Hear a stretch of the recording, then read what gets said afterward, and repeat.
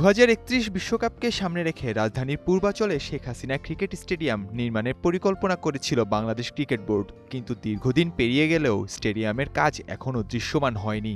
এর ভেতর সরকার পতনের পর উঠে আসে স্টেডিয়াম নির্মাণ ঘিরে নানা দুর্নীতির অভিযোগ। ক্রিকেট বোর্ডের নতুন সভাপতি হিসেবে দায়িত্ব নিয়ে ফারুক আহমেদ দিয়েছেন আর্থিক অনিয়মের বিষয়াদি খতিয়ে দেখার আশ্বাস। একই সঙ্গে তিনি শনিবার দেখে আসেন প্রকল্পের কাজের সর্বশেষ পরিস্থিতি।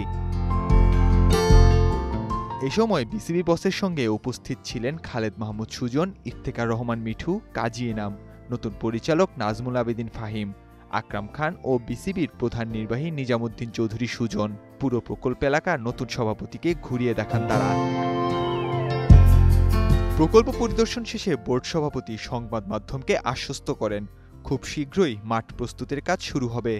দুটি মাঠের পরিকল্পনা থাকলেও আপাতত একটি মাঠের কাজ শুরু করে ধীরে ধীরে সেটিকে এগিয়ে নিয়ে যেতে চান বোর্ড সভাপতি। যেহেতু এটা আমাদের নিজস্ব জায়গা এবং এটার একটা প্ল্যান ছিল, এখন আমরা মাঠে যত তাড়াতাড়ি এটাকে আমরা শেপ দিতে পারি, মাঠের শেপ, এটা আমাদের একটা প্রায়োরিটি। তার মানে আমাদের যে স্টেডিয়ামগুলো সংস্কার করার কথা ছিল ওটার সাথে এটাকে ইনক্লুড হবে।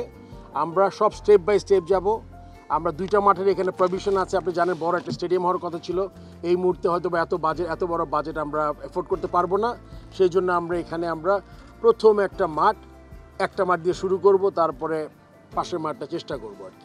এদিকে আসন্ন ঢাকা প্রিমিয়ার লিগের ম্যাচ এই মাঠে করার পরিকল্পনার কথাও জানান ফারুক। টুর্নামেন্টের আগে যদি সব ফ্যাসিলিটিস দেওয়া সম্ভব হয় তাহলে এই ভেন্যুতে ম্যাচ আয়োজন করা হবে বলে জানান তিনি। ফ্যাসিলিটি যদি ভালো হয়, কেন না, আমরা চাই বেস্ট ফ্যাসিলিটিতে বেস্ট খেলাগুলো হোক। যেটা আপনার যদি গ্যালারি নাও থাকে, যদি মাঠ, উইকেট, ড্রেসিং রুম ফ্যাসিলিটি ভালো হয়, এখানে আমরা করতে পারি। পূর্বাচলের এই স্টেডিয়ামটি নৌকার আদলে করার পরিকল্পনা থাকলেও সেটি থেকে সরে আসার ইঙ্গিত দেন নতুন এই বিসিবি বস। মাঠ করতে তো নৌকা বা স্কোয়ার শেপ দরকার নাই, বা মাঠ করতে তো ওভাল দরকার। সো মাঠ করতে জাল দরকার, সেটা আমরা করব। এখন দেখার বিষয়, লম্বা সময় ধরে যে ঘাসের খেতে স্টেডিয়ামের পরিকল্পনা করে আসছিল বিসিবি, সেটি কবে নাগাদ মাঠের আদলে রূপ নেয়। নাহিয়ান আরিফিন, ঢাকা।